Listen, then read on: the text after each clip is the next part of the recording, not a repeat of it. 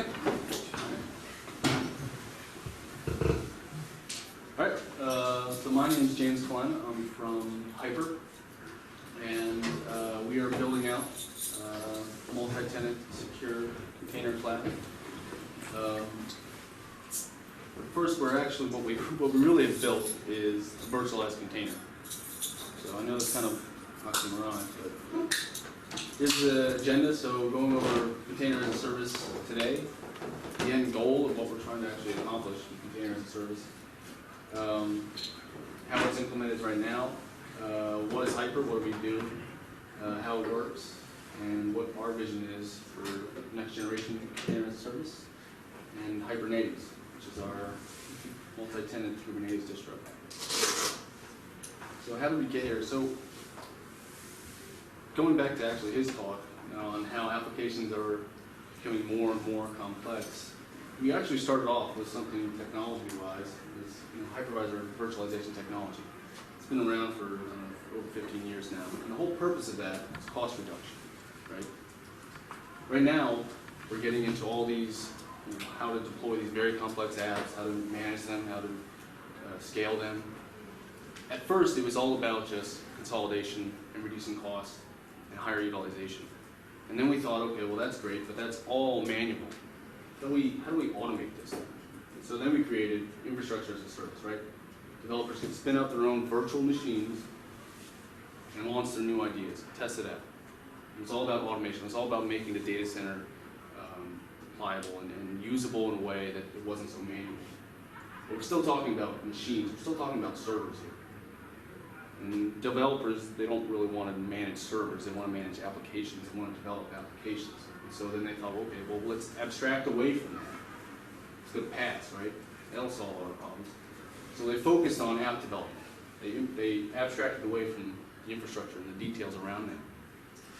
The downfall of CaaS, started about 6 years ago, was that once you started building your application on someone's platform, you had to stick with their platform. And they were very opinionated on what they would allow and what they wouldn't allow.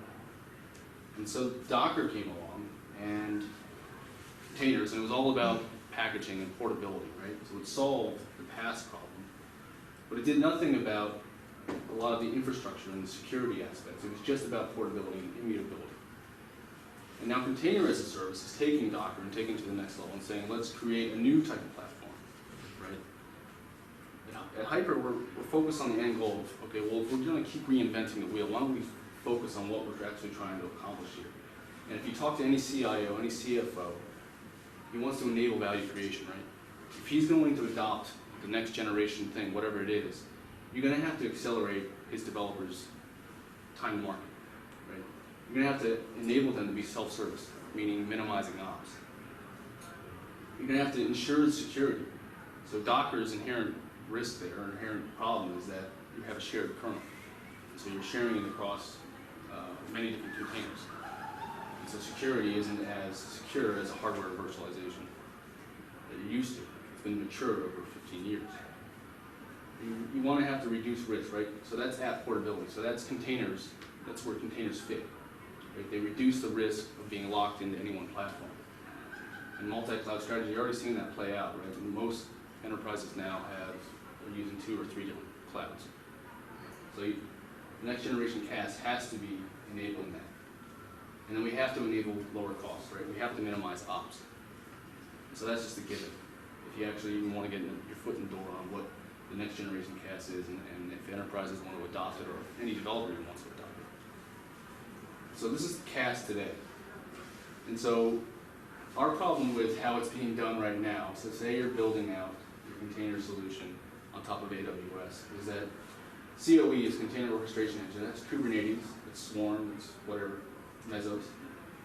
And you have your infrastructure as a service at the bottom, and you have your VMs, your cluster of VMs. You have your containers sitting inside of those, right? So automatically, you have to do capacity planning. You have to build out a pre-built pool of VMs, right? So now you have to start thinking about, all right, well, what are all the instant types I'm going to need for my containers? Right? What is the storage setup going to look like? What's the SDN going to look like? And this gets into, okay, well, what if I have a database container and a web container? database container might require more memory, more disk space, whereas a web container might be more CPU. So you're automatically now saying, all right, so I'm going to create 2 different instance types, VM instance types for those containers specifically. So now I probably have a pretty good idea where these things are going to land before I even start using a container orchestration engine, right? So now you have the problem of you already know the scheduling result before you've seen the schedule, right? And this all leads to is low utilization of resources. You have a pool that's going to be idle. You have these long running VMs that are always going to have to be out there. You're always going to be paying for it to then start loading your containers in. So that's one of the major problems that we see. The other major problem is that you have 2 management planes to manage. Right? You still need to manage your infrastructure, so that hasn't gone away. You still need to figure out what instance types, the SDN, the storage, to manage all that. You still have to manage the containers, right? You have to manage the application itself. So the orchestration, service discovery, whatever that goes along with that. And this leads to nesting. And so now you have to nest your SDN, your container network, into your virtual machine network, SDN. So that's harder to build, harder to manage, and harder to debug. And you're nesting your storage. So how do you do persistent storage and persistent volumes on AWS, right? You have Flocker on top of your EBS volumes. So this is 2 different management planes, 2 different layers of complexity that you now have to manage, just so you can start using containers. Right? So what is Hyper? We came at it basically saying, the last 15 years there's been a lot of great technology that's been developed and matured.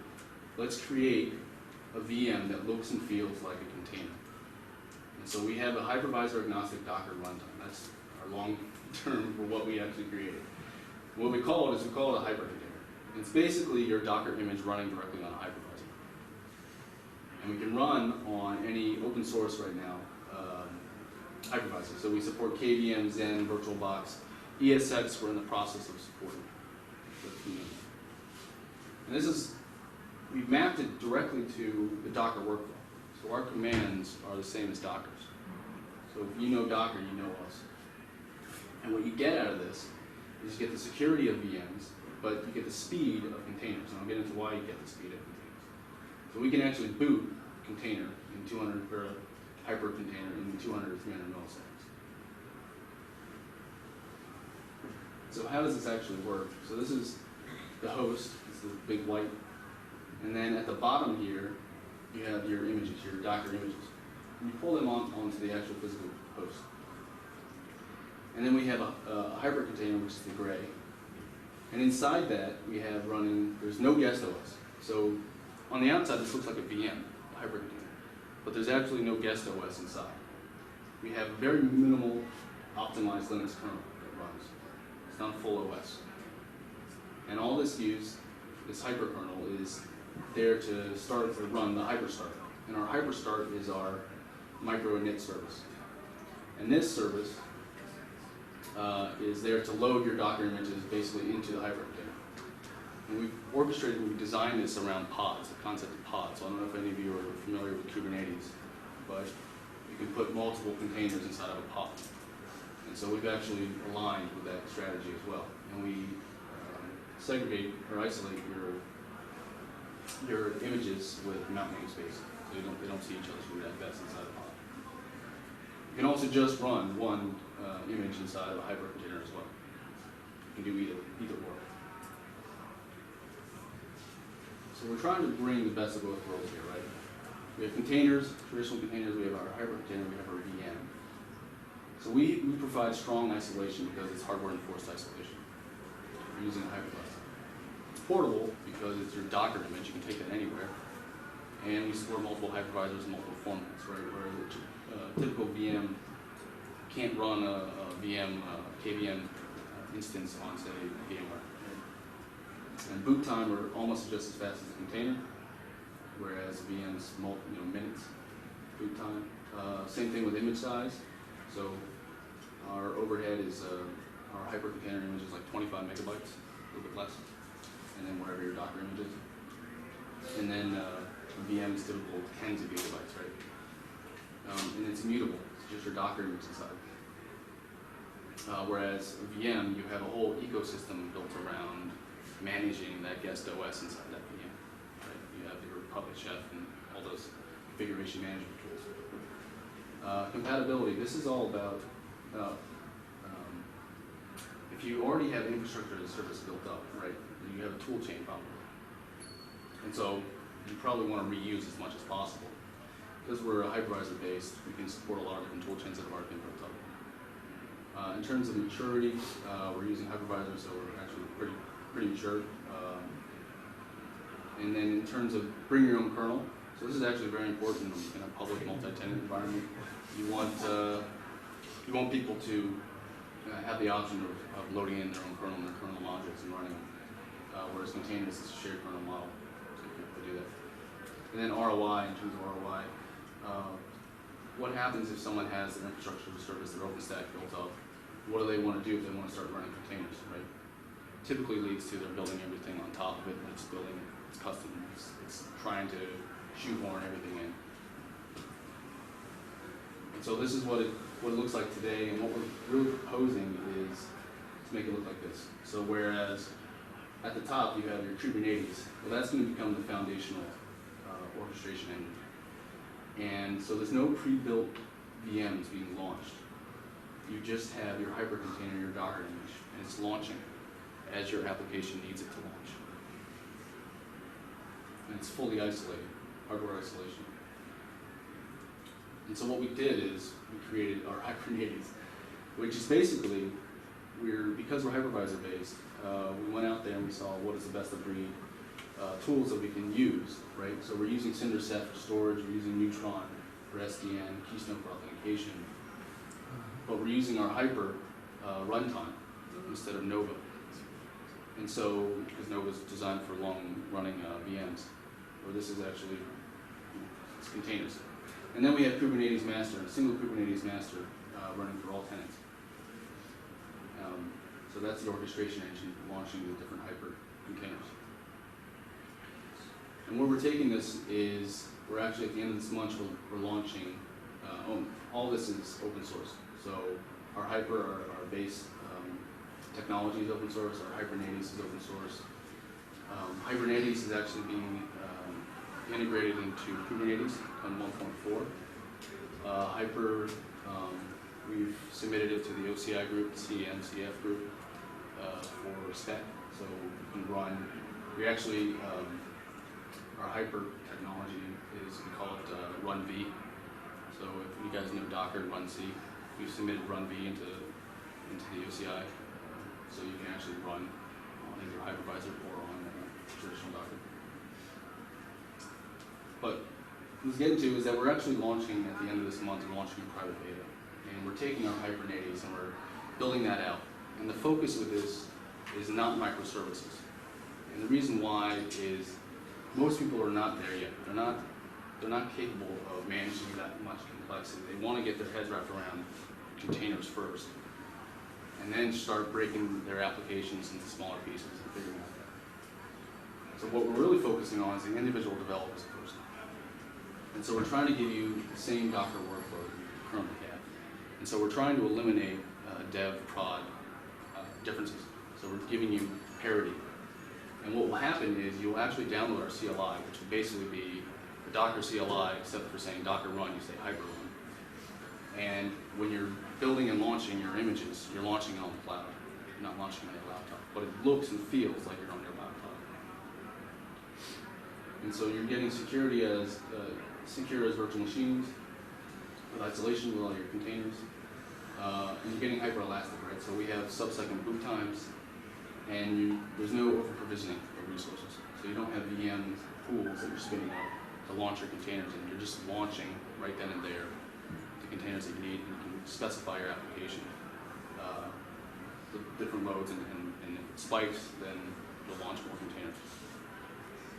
Right? You get persistent storage out of the box, and this is pretty cool. We get all redundancy, distributed. You can do snapshots.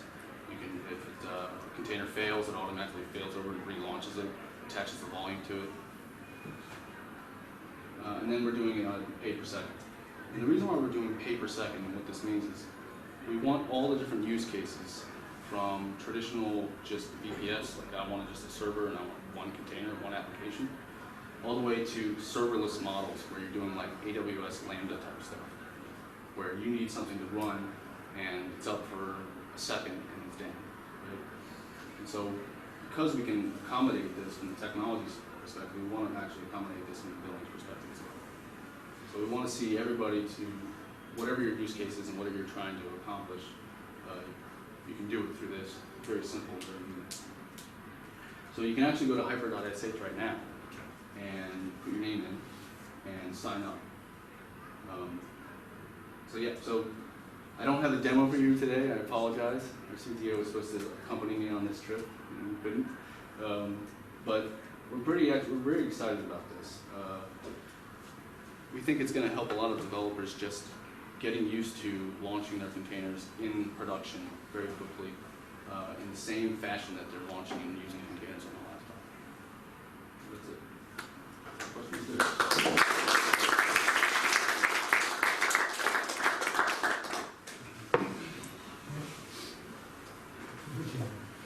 Any questions?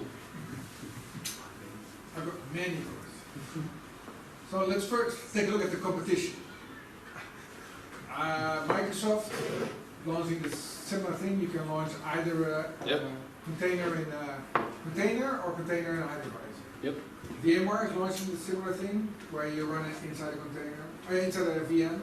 So it's Intel. And there's ClearOS from Linux, from Intel. Yep. Yep. So how do you compare to those competitors? There is also ECS, Elastic Container Service from Amazon.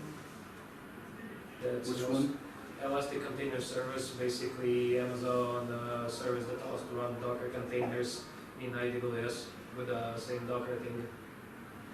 Right, so that's running on AWS infrastructure, and yeah, they're running it on top. They're not doing what the others architecturally wise are doing. We're very similar to Clear Containers and what Microsoft architecturally what they're doing.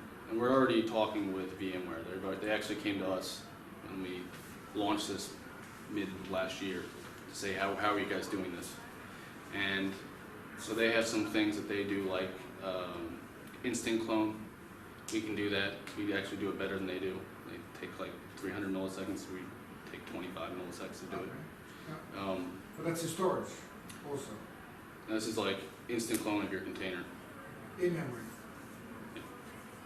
So it's all along the same lines. Intel's not commercializing their stuff. Yeah. They're only doing partnerships. They did something with CoreOS. Yeah. So I wouldn't expect, they want to push hardware at the end of the day. That's all they want to, that's what they want to push.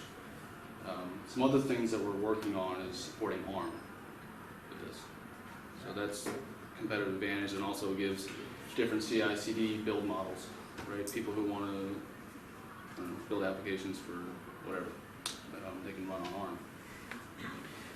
Telcos are actually looking at ARM for NFV workloads. So we're talking to a number of telcos on this. Yeah, and Microsoft, it's obviously Microsoft. It's a different kernel altogether, and they'll do their own thing. Okay, the next one. Join. Yeah, so that's Solaris. Yeah. Is it less secure? No, I wouldn't say it's less secure. They have a translation layer in the middle, right? You do. You have a hardware translation. Well, they have actually going from Solaris to Linux for Yeah. containers. Yeah. Yeah. Very thin layer, not hardware. Right. Virtualization. Yeah. I mean, they were pioneers in terms of LXC and doing that, and now they're trying to make theirs more portable and usable. So they're doing good stuff. We're talking to them as well. I can't get into the nitty-gritties on what their technical details are, but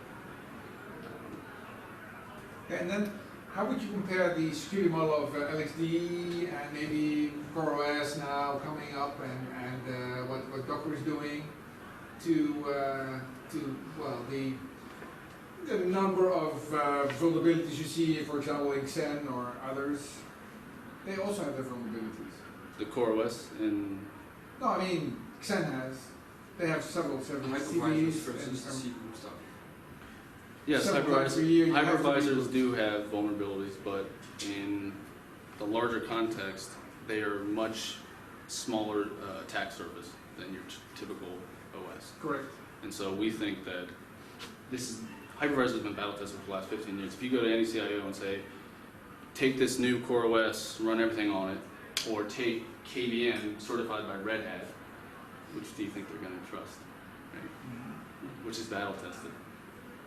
And so, yeah, the models they might catch up very quickly, but we're taking the approach of let's reuse what people already have and what people know. And it's partly technology adoption, it's partly people, right? You got to make sure that there's a pace at which someone can actually utilize this technology without the risk factor. And that's what we're really trying to get at, is that we think that there's other factors in making the decision of what technology you're going to adopt, how you're going to use it. So the focus of the public cloud offering is more directly targeted at developers and making their lives easier. The tech underneath it will be less and less marketing that, because at the end of the day, if we can prove that we are secure, well, we're very easy to use, then people will just use it. They won't really dive into, well, how do you do this and how do you do that? As long as it aligns with the major players in the industry in terms of Docker and containers and everything else, and all the commands that you can use in those ecosystems, then I think we're set. Yeah. So there's a lot of cool things that we're going to be doing with this that we're not launching right at the initial private beta, but we want to gather feedback and prioritize what features that the developers want.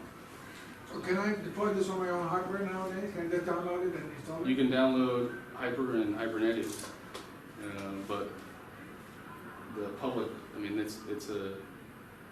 I would prefer you just go out and actually use the public beta. But I can use it on premise. You could, yeah. You could. Thank you. Yeah.